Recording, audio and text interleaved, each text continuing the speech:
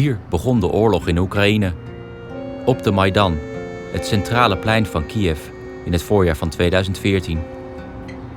Duizenden mensen betoogden hier voor betere banden met Europa. Na een wekenlange demonstratie greep de politie in. 100 mensen kwamen hierbij om het leven.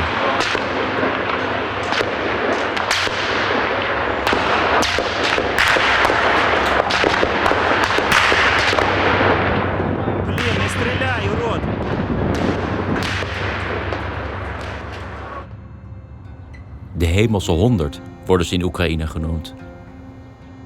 President Janukovic vluchtte naar Rusland en de revolutie begon. En met de revolutie kwam de oorlog, die het land in tweeën splitste.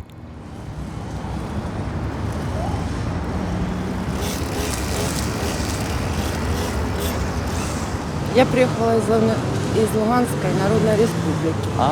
Специально, чтобы узнать, как люди дошли до такой жизни, что убивают наших детей, наших родных, наших женщин. Донецк и Луганск. Потому что это все небесные сотни здесь. Это называют их так Киев.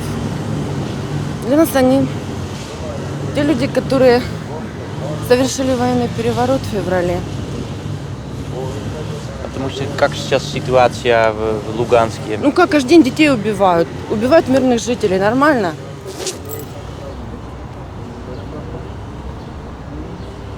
Это трагически, это трагедия.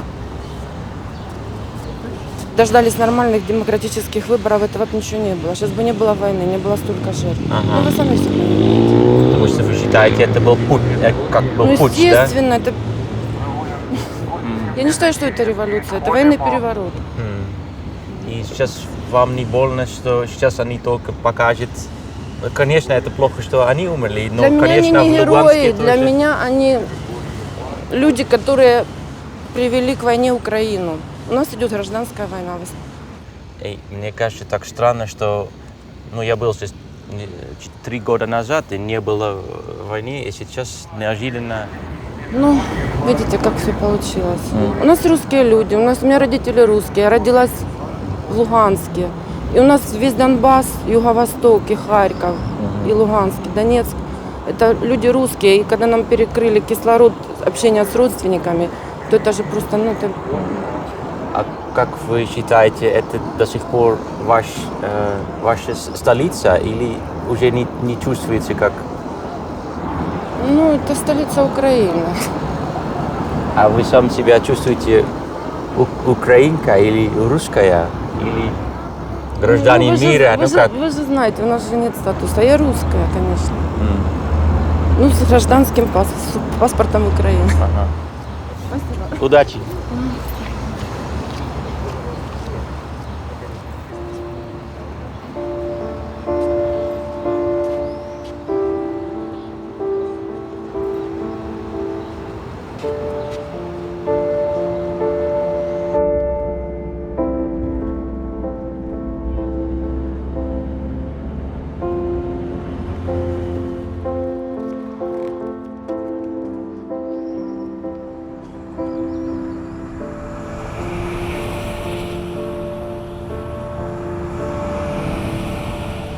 Dan wordt er altijd gepraat over een pro-Europees gedeelte van Oekraïne en een pro-Russisch gedeelte van Oekraïne. En ik zou willen dat het zo simpel was, maar zo simpel is het niet.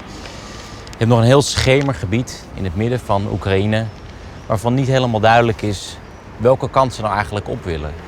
Het gaat om steden als Kharkov in het oosten van Oekraïne, in een lijn helemaal tot aan Odessa, waar we nu zijn.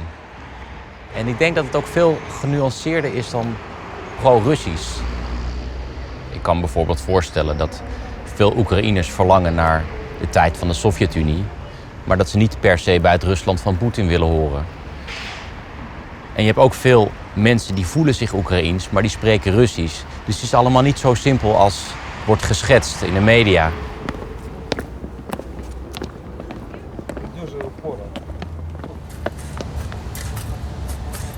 Terwijl de 100 doden van de Maidan worden geëerd, gebeurt het niet met de 46 doden in Odessa. Een groep pro-Russische activisten had zich verschanst in het voormalige gebouw van de vakbond. waar ze werden belaagd door pro-Oekraïense activisten. Er ontstond een brand. Hoe de brand ontstond is nog steeds niet duidelijk. Maar het staat vast dat 46 pro-Russische activisten door verstikking om het leven kwamen.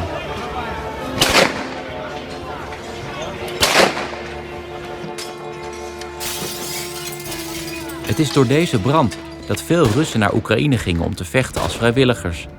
En de oorlog uitbreidde van de Krim naar het hele oosten van Oekraïne.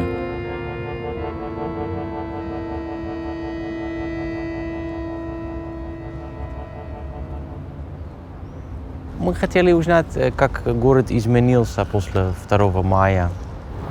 Ну, изменился, это Да? точно, да. А каким образом? Ну, стало намного тяжелее жить, можно так сказать. Да? Почему тяжелее? Ну, я не знаю, люди пострадали, горюют люди после всего этого, что случилось. Это вообще понятно, все это произошло или... Версий много, Очень и много. происходящего тоже. Каждый аргументирует это так, как ему выгодно. Вы сами прекрасно понимаете. Наверное, правда очень сложно узнать, Правда очень сложная, конечно. Ага, понятно. Каждый это говорит так, как ему выгодно.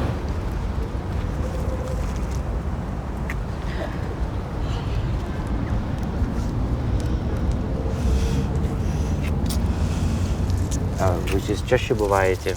Да, я бываю не каждую неделю. У нас тут много приходит людей по субботам или по воскресеньям. Вот. Ну, раньше я тоже ходила. Сейчас вот мы стараемся ходить вот на такие вот даты. Там 10 апреля мы были, День освобождения Одессы. Потом 2 мая годовщина, 9 мая. Вот тут собиралось очень много людей. 2 мая сюда пришло где-то, ну, считали, стояли рамки, и говорят, где-то до 50 тысяч человек пришло. В этом году, да? Да, в этом году. Тут было столько цветов, вот вдоль всего этого забора, вот на такой вот высоте. Это. И тут всегда цветы, просто сейчас их выбрасывают. И я знаю, что вот те цветы, которые я положила, их где-то через какое-то время тоже выбросят. Потому что портится или... Нет, просто потому что все хотят забыть о том, что вот это происходило, как будто бы ничего не было, как будто бы это самая обычная площадь, и как будто бы тут никогда не происходило вот этой трагедии. Мы тоже в Киеве снимали вот на Майдан, это, как называется, Небесная сотня. Да, небесная. Ну, это как... Да. как памятник, Потому что, да, это... понимаете, мы никогда не пойдем выбрасывать их цветы. Мы понимаем, что хотя это наши противники, но они люди, и они погибли, и мы никогда вот это не оскверним. Но они считают, они вот эти стенды с фотографиями погибших выбрасывали в эти мусорники прямо. Да, это жалко. А, это место, да? Да, вот здесь вот был крест, но его тоже вырвали. Потому что здесь случилось именно? А мой сын был на крыше. Вы его видели, да? Да. Я потому тут и стояла, что он на крыше показывался, и я его видела. Это было очень опасно, потому что они с крыши в них стреляли боевыми патронами, потому что он говорит, вся крыша была вот в следах выстрелов. Понятно. А вот здесь вот на 5-м этаже, на карнизе, мама, ну, женщина, ей 54 года сейчас, она была с 2 сыновьями.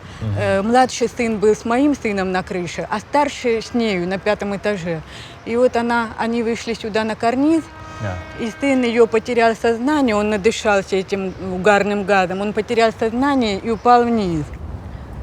И это у нее на глазах произошло, вот это вот гибель ее сына, а она сама, она горела заживо. Она вот только недавно стала немножко приходить в себя. И потом, когда ее сняли, машина подъехала пожарная, ее сняли, положили на носилки. Когда ее везли на носилках, ее еще били битами. То есть пожарные и скорые ее спасали, а вот эти, вот вы знаете, я их даже не ненавидела. Вот я на них смотрела, у меня даже не было к ним ненависти, я их не воспринимала как людей. А милиция этот момент? Милиция стояла вот здесь, вот они ничего не делали. Она ее не помогли? Они ничего не делали, потому что они, во-первых, они сами боялись, во-вторых, у них не было приказа.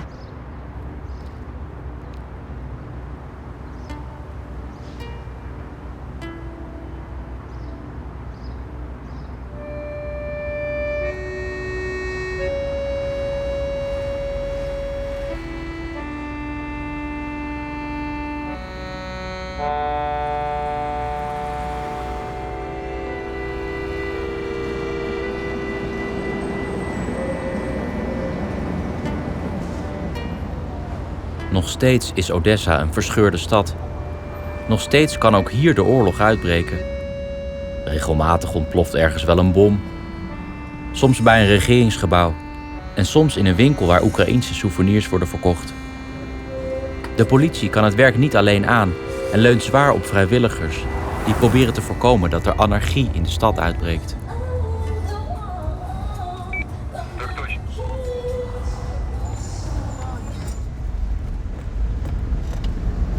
Женя, вы там были на 2 мая? Да, 2 мая я был, один из первых получил ранение. 2 мая в прошлом году был такой переломный момент, как для Одессы, так, я думаю, для Украины в целом. Пожар. Вот. И сейчас, у нас, скажем, вот этих патриотических сил, которые там прошли Майдан, которые после Майдана защищали город, там, участников событий 2 мая, нас около 1000 человек, всех вместе. Это те, которые готовы в любую минуту взять в руки оружие и защищать свой город. Еще вот в период, когда было опасно, мы занимались патрулированием. Очень много одесситов обращалось. Люди абсолютно разные. Там бандиты приезжали учителя. То есть контингент очень разный, который хотел помочь. То есть мы как раз едем по тем местам, где есть какая-то вероятность того, что может что-то произойти. В принципе, вот по сравнению с прошлым годом, сейчас это очень спокойный, мирный город. То есть никто там не бегает с российскими флагами, никто не кричит, что там всех убьем. Ага. Днепропетровской дороге, магазин Черниговская, тут разнесли магазин люди в нетрезвом виде. В смысле с милиции, 2 человека из милиции, но тут ребят много и вы крепкие, то есть, следует подъехать, желательно. Хорошо, принято, минут 10-15 я буду.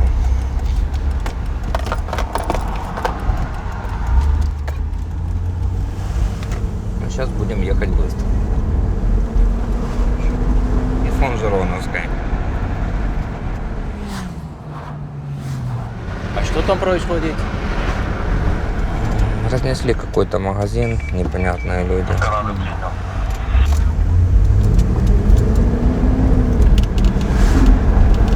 Так чаще бывает, что милиция не хватает. По-разному. Бывает, что хватает. Мы, может, сейчас подъедем, уже будет хватать милиции. Ага.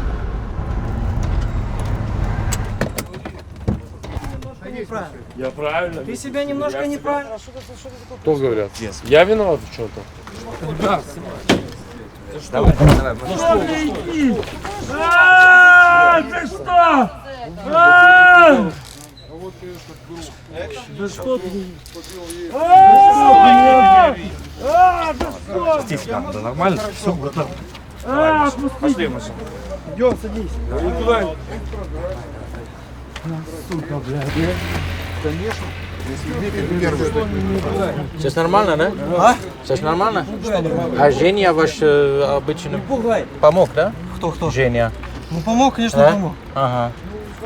Хорошо, что он приехал сюда. Мы не могли справиться. Ага. Понятно. Удачи. Спасибо.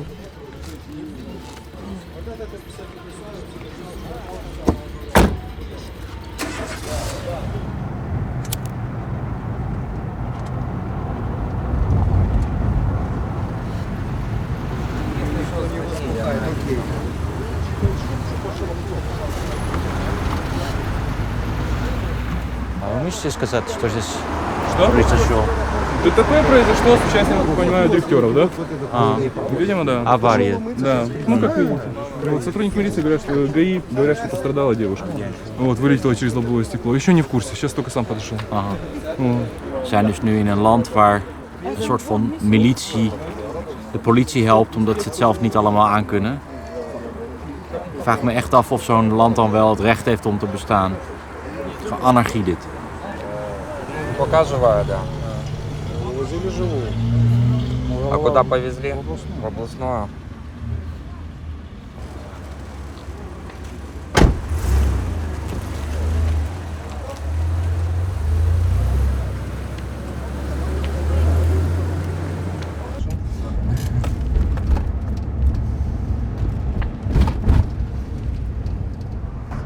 Ну это же как дела милиция или амбуланс.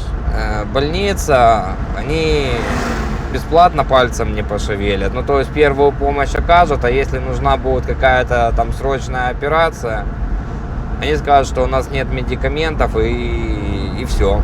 Ага. Надо платить, да, сразу? Да, надо сразу, ну, не то, что платить, надо хотя как минимум купить лекарства, нужные для операции.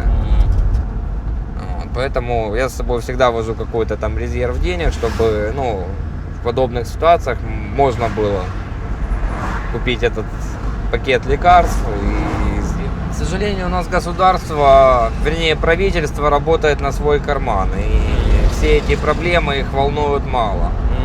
То, что они делают только для самопиара и для того, чтобы заработать еще, придумать еще какую-то схему для зарабатывания денег.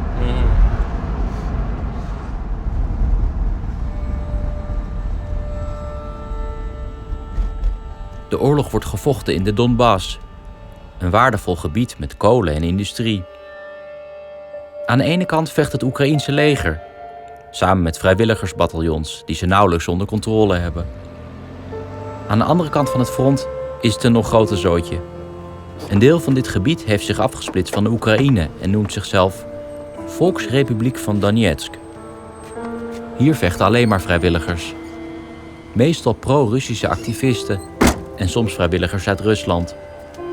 Waarschijnlijk zitten er ook Russische soldaten bij, al zijn die wel in de minderheid. Откуда едем? Серега, как настроение? Патриотическую? Рабочих, самое главное. Счастливо, дорогой.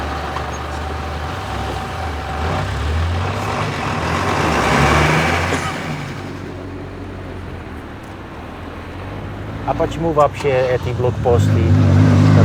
Ну, потому что направление идет Мариупольское, Кураховское направление. Вот. Очень много даже бывало диверсионных групп. Проходило, задерживали. Ну, бывали такие, что даже вот приезжают даже те самые ВСУшники в отпуск. Это было. Арестовывали их. Вот. Было, что мы выходили его с автобуса, снимали. Он говорит, а что, мне в отпуск нельзя поехать? Я говорю, ну, приехал, считай, что. Я, если он за украинец, хотя вот то же самое он донецкий. Донецкий, а воюет за украинскую армию. Вот как-то вот так вот. А как вы вообще стали добровольцем? Добровольцем? Можете сказать вашу историю? Ну, я раньше работал слесарем-сантехником в ЖЭКе. Ну, это слесарем ремонтировал краны. А когда началась стрельба, тупо уже война началась, вот, я посмотрел на это все. Я воевал раньше. Я раньше был в Чечне, вот, вторую кампанию. Вот. Посмотрел на это весь этот цирк Шапито. Тупо я понимаю, это моя родина. И с этой родины я никуда не двинусь. Вперед, да, назад не. Поймите правильно, что для меня лично это... Я русский. Я русский, и я буду своих друзей, своих детей, какими бы они ни были, я буду реально их оберегать. А что вы считаете, что в Западе они считают вас как террористы, например, как западные СМИ? Что вы об этом думаете? Так извините, хорошо, если, допустим, я террорист, да, тогда получается все Донецк террористы, это все Луганск террористы. Это то, что, получается, здесь родился маленький ребенок, это уже террорист, что ли? Это так, что получается? Ну, это, поймите правильно, это просто, это не человеческое, это не целесообразно. Это, не знаю, до какой степени надо быть, извините за выражение, дураком, чтобы сказать, что это маленькое дитё, которое вот, оно вышло на свет, и назвать его уже террористом. То есть это, получается, так, универсальный солдат, что ли? Сейчас он вырастет такой, возьмет автомат и пойдет стрелять. Я даже видел реально, реально видел, которые женщины уже пожилые, вот, и берут автомат, и за своего даже внука или внучку она идет воевать. Мы свое отстоим, мы свое у нас будет. Спасибо Путину, хоть помогает. Ага. Вот это что, да, Владимир Путин это красавец. Ну, я думаю, он чуть-чуть забыл сейчас Украину. Да? Раньше у него была идея, да, как Новороссия, а сейчас это уже как-то меньше, не знаю. Ну да, что-то есть такое. Но Да. все равно Путин свое, он не отдаст это. Он Донбасс не отдаст. Потому что очень много людей в него верят. И честно, вот я говорю, чем-то я ему благодарен. Если бы, честно, вот так увидел тет-на-тет, бы, я ему, честно, я бы на колени упал бы и сказал: спасибо тебе, отец.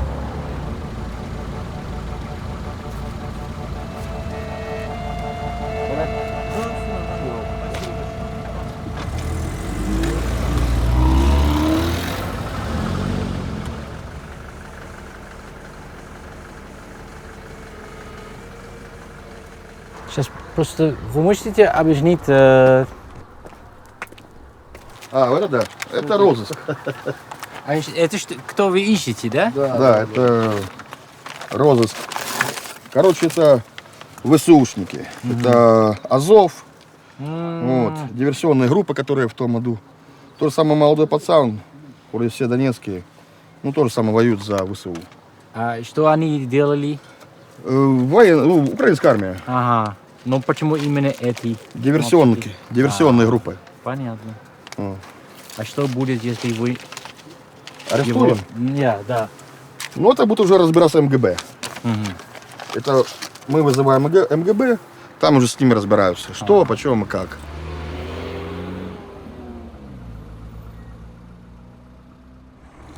А как вас зовут? Леонид. Без имени? Так, все равно. Так, просто так? Псих. Псих, да? С России. Майкоп, Кавказ. Майкоп? Адыгея. А, мы были там, да, Майкоп? Да. Адыгея. Адыгея, да. Это Я значит... там, 01 регион. Ага, понятно. Вот у нас и девушка, иди сюда. Иди сюда. Иди сюда. Кто воюет? Да. Девчонка. Иди сюда, давайте. 16-летняя. Девчонка. Гляньте, Вот вот у это нас- террорист, вот это Вот это сепаратист. террорист. вот Она он взяла террорист. свою землю. Вот террористка стоит. А вы из России? Нет, Нет. я местная из Донецка. А, из Донецка. Да, я здесь живу, Тут родилась здесь. документы А показать. почему вы решили участвовать здесь? За русскую национальную идею. Патриот. За большой русский мир, да. Я тебя возьму. Я тебя тоже псих. А это не сложно, что вы единственная женщина здесь в команде? Здесь охранников больше. Она не Нормально. единственная, у нас много девушек. Она здесь не единственная. Да. Сколько тебе лет? У нас 23. же командиры, семерочка, ежик. Хай сама говорит, надо перечислить. Привет. А что родители думают, что вы сейчас здесь? Родители, Они знают? они знают, но они, конечно, против того, что я здесь. Каждый родитель беспокоится об этом. Ну, это естественно, Конечно. да. Тихо. Каждый родитель беспокоится. То, что я увидел, то, что они в Одессе сделали, я вам даю слово, я их в рот выебал бы. Тупо по живым. Беременных женщин, никого не пожалею. Вот эти твари. Я тупо в рот их. И у меня желание. Просто нам Тупо туда их дойти. А забить. там мы будем глумиться над ними, так как они... Вы тут последний были. кадр видели, как они Будем глумиться сильно. Они говорят такое. нашего парня на кресту подняли. Россия своих не бросает. И все. Ну, я думаю, Путин тоже как, не знаю, может быть... Путин поднял Россию с колен. А. В натуре с колен, когда он раком стояла, говном. В говне лицо было. Он ее взял, поднял и поставил. Сейчас сильнее державы, чем Россия. Нет. Америка это шляпа. И на таможне я всех вас перехуячу один против подлых. Веселое кино, я разливаю водку. Он засучил рукава, я достал монтировочку. Нахуй бить, если не умеешь держать середочку. Нога на ужасе, в душу скушал больше литра. Так Коля, чё так лидишь? Да пошел нахуй. Коля, иди нахуй. Он рвет на груди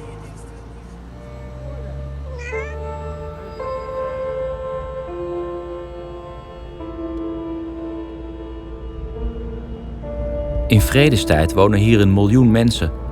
Nu is het de helft. Winkels zijn dicht en er is een avondklok. En toch merk je op het eerste gezicht niet dat je in een oorlogsgebied bent. Al hoor je af en toe in de verte wel een bom die valt.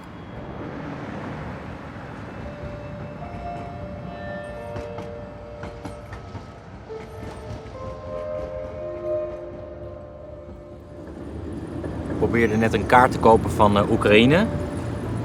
Dat is niet gelukt. Die kaart is nergens meer te krijgen. Dat komt ook omdat we in Donetsk zijn en dat is een gebied dat zich heeft afgesplitst van Oekraïne. Dus al die kaarten zijn de deur uit. Het enige wat ik kon kopen was deze soort van atlas voor derde klassers van de middelbare school. Maar goed, ik kan toch even laten zien waar we zijn. Op dit moment loopt de frontlijn hier zo'n beetje noord-zuid tot aan Mariupol.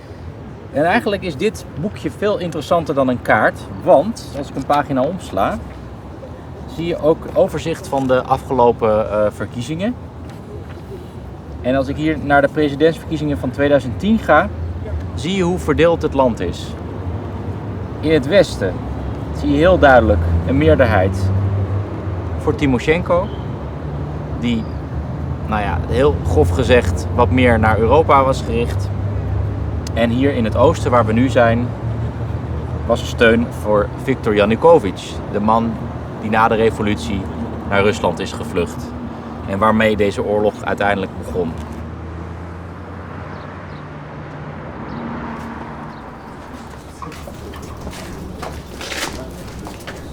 Всем добрый день.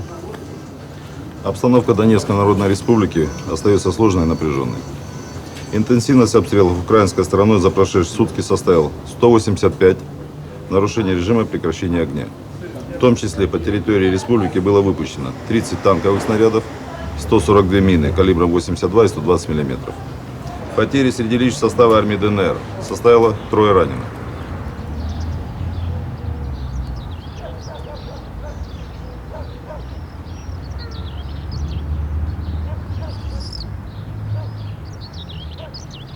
Het lastigste aan deze oorlog is dat je niet precies weet waar de bommen vandaan komen en waar ze landen. Er is niet een heel duidelijk front. Zo staan we hier bij het centraal station van Donetsk. Een plek waar vroeger treinen reden, nu al lang niet meer. Maar goed, het wordt nog wel gebruikt. Nemen mensen de bus hier bijvoorbeeld achter. Maar als je even deze kant op kijkt,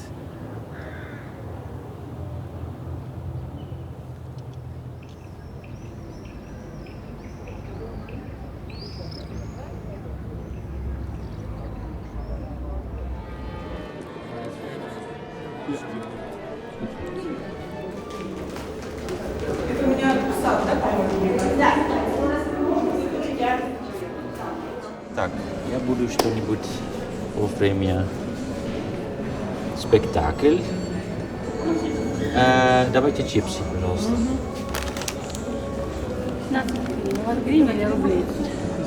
Можно на рубля и Можно рубля, либо 30 рублей или 15 гривен. Да. Удобно. Тут написано, вот видите, 15 и 30. Оба цены, да? У вас есть программа, да? Можно один... Это платный? Платный. Сейчас. Сколько? 5 рублей или 5 гривен. Как? Так. Гривня. Раз, два, три, 5. А все русские знают Евгений Онегин, да? Это как? Конечно, да. Это о чем? Это классическое произведение, это Пушкин, это классическое произведение, очень интересно. И спектакли здесь постоянно или иногда нет из-за войны? Так Нет, бывает? Постоянно. Постоянно. И вы иногда слышите? А как же? Да? Да, а как же, конечно. А вам не... Зрители все сидят, артисты все поют. Все. У нас толстые стены. Артисты были на сцене, а здесь шел обстрел по центральной улице. Вам не боялись этот момент? Ну как, мы все боимся, но никто не паникует. Паники нет. Значит, все в зале никого не... Никто не встал, никто не ушел, все слышали. Но никто не ушел, все достали. Потом уже в антракте, конечно, все пошли в зал и начали звонить, что, где. И артисты на сцене допели. Ну, интересно, что будет, Да. Евгения Онегин. Так, туда, Вы наверное, останетесь на спектакле? Да. Ой, посмотрите, Да, у мы нас будем. вот такие Окей. артисты. Да, Спасибо. обязательно останьтесь. Спасибо. Пожалуйста.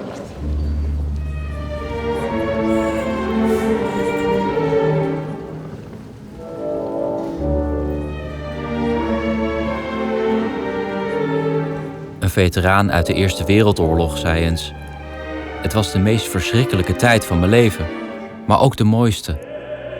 En dat is wat ik ook voelde in Donetsk. Sinds de oorlog begon is het publiek van de opera verdubbeld. Mensen leven de dag met de intensiteit alsof het hun laatste is.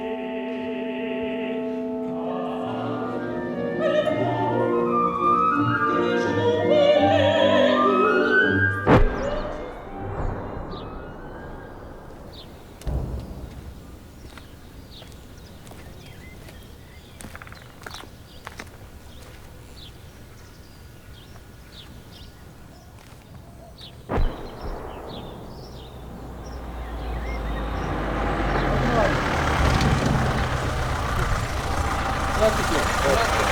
Голландское телевидение. Спокойно или как? Ну, относительно. Нормально? А вы уже здесь надолго? Нет, мы здесь просто пишем водитель. Ничего. Окей, Всего ничего. доброго. До свидания.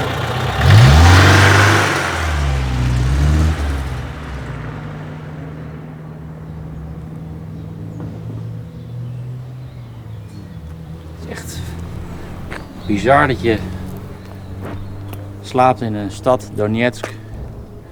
En je wordt wakker en het is rustig en je hebt een fantastisch ontbijtje. En ja, alles leeft en winkels zijn open en je haalt ergens een ijsje. En je rijdt 10 minuten verder en je staat nog steeds in de stad. We staan nog steeds in Donetsk. En je bent ineens midden in een oorlogsgebied. En er rijden rebellen langs je heen. Op weg naar het front dat 1 kilometer hier vandaan is.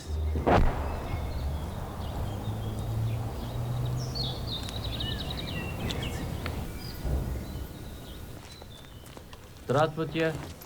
Здравствуйте. Можно вас на пару вопросов? Можно. Володя. Меня зовут Ела.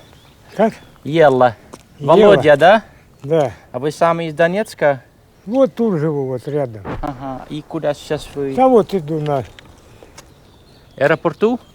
Нет. Всего Спартак. А. Ну, до знакомого. А это не опасно сейчас ходить Нет. здесь? Нормально? Ну, стреляли там сегодня. Три дома, крыш нету. О. У меня... В городе или в село? Не, вот рядом. А.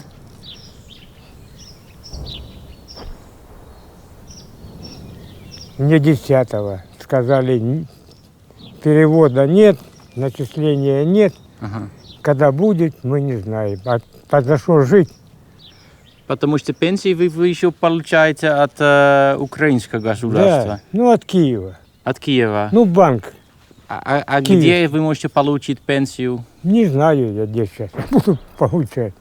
Ну, у ребят вот, у ДНРовцев, Ага. вот тут это самое рядом. Ага. Ну, кушать им готовлю. Ага. Дрова. Ну, сами знаете, что. Да, особенно Кушать. зимой.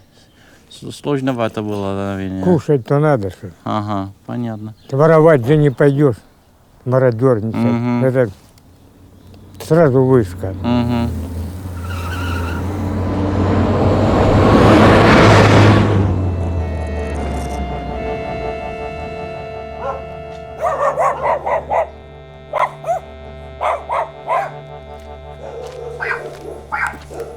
Здравствуйте. Здравствуйте. Вы соседи, да? Да, мы соседи. Вот хозяин. Вот я хозяин. Ага. Пойдемте. Пошлите. Все, пойдем.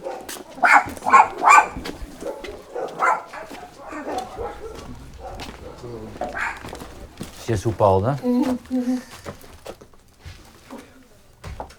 А я, вы знаете, вот это... Кто здесь жил?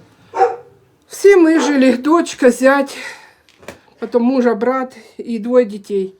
Вот, и бабушка 81 год. Вот это у нее, вот этот вот там у нее в спальне прям взорвался снаряд. И вот это посыпались все эти самые на нее. А здесь... Она спала? Да, да, лежала на Это было постели. ночью? Да, да, это было первый час ночи. Ее засыпало, а зять мой вытаскивал ее. Разрекал и вытаскивал ее. Выжила она живая, но очень тяжелая. Живая. А где вы живете сейчас? Сейчас он в сарае сделала, могу показать. Сделала Рядом себе. здесь, да? Ну вот здесь. пойдем? Пойдемте покажем.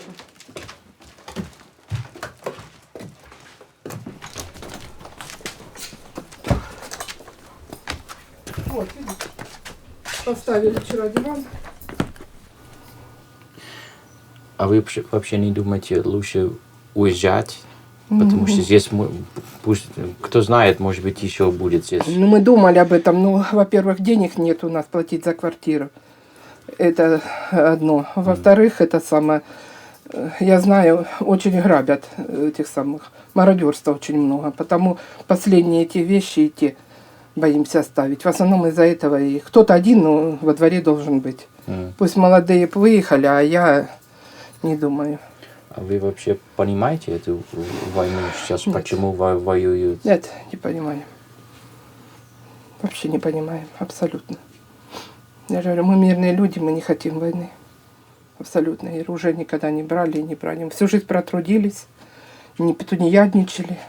Я до сих пор работаю. Мне уже 58 лет, а Кем я вы до сих пор... работаете? Сейчас сторожем работала, работаю. В школе 57-й, ее же тоже обстреливали. И там у нас и жертвы даже были. Учитель погиб. Ну, она... Это девушка, да? Девочка, да. Девушка, она это не понимает. Нет, нет, и мы не подаем вида, не делаем, знаете, вот, ой, не делаем мы этого. Ага. Мы наоборот, тут стреляют, а мы улыбаемся, и она не обращает внимания. Это самое. Улыбается уже. Да.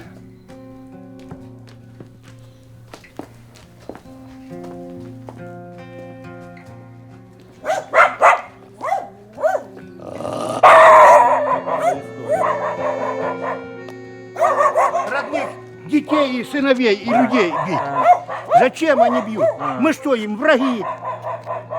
Или мы их вообще отсюда? Вот человек с западной, там он человек из западной живет. Мы их никого не обижали, ребята. Сепаратистов нашли здесь. Мы что их? Они пришли к нам бить нас, не мы ж пошли. Мы работали, трудились, а уголь добывали, им же отправляли на электростанции. Как это так? Ну, кто вы считаете виноват сейчас? Сепаратисты? Виноват президент. Президент, да? Президент виноват. Почему он сразу не решил, не приехал сюда, когда началось это все? И мирным путем решить. Оно бы решилось все мирным бы путем, ребята. Зачем, да? Да. А он начал войной. Это, я думал, когда его избрали, думаю, ну, порядок будет. Порошенко молодец. А он вообще вояка. И собрал команду всех военных. А вообще чертовски хочется, чтобы вот такое прилетело в Киев и сказали, что это мы ВСУ стреляет по своим городам, как они объявляют. Тут что, в этих домах ополченцы живут? Деду было 83 Тут что, танки года. стоят? Тут пушки Здесь стоят? Ничего тут не стояло. Военные Как ходят. начали, Военные, здесь нет военной базы. Нет, Это что, я не понимаю, они не могут стрелять? Или они специально Не знаю, стреляют они, наверное, специально население запугивают. Они пришли, они убивают, и после того количества Если гробов, которые и там, и здесь, это, не знаю, может, третье поколение помирится, может быть. Но сегодня это проблема. И решить с войной, и я с ними жить не хочу.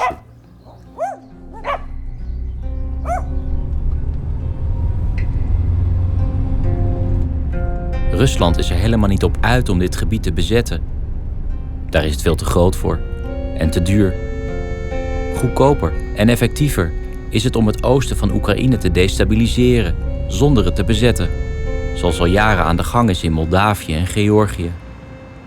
Een generatie groeit op in oorlog, zonder bij Oekraïne of Rusland te horen.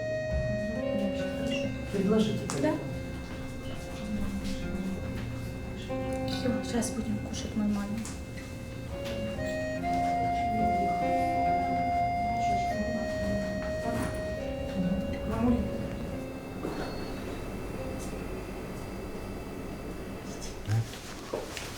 кормит его, Ага. накармливает как раз. Здравствуйте. Поздравляю. Спасибо. Это мальчик? Мальчик. Мальчик. Такой хороший. Как его зовут? Алексей Сергеевич. Алексей Сергеевич. Ага. И сейчас сколько ему Почти недель? 2 суток. 2 суток? О, 2 суток, да. такой хороший.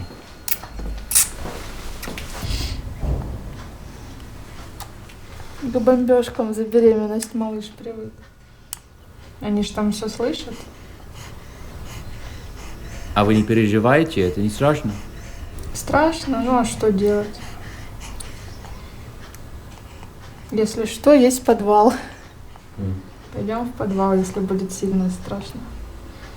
А ваш ребенок какой национальность получит? Мы пока еще с мужем не решили. Ну, возможность есть зарегистрировать в Украине его, но у нас нет пропусков для выезда в Украину. Вот, поэтому будем регистрировать здесь, в Донецке.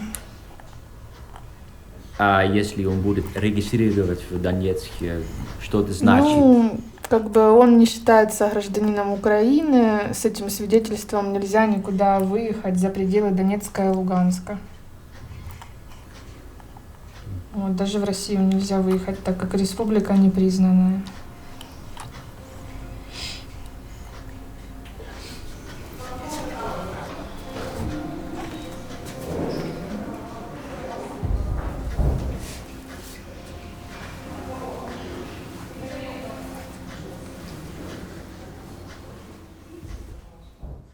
Thanks for watching the video. You can of course look at the next episode, or you can look at the other recommended series, and don't forget to subscribe to our channel.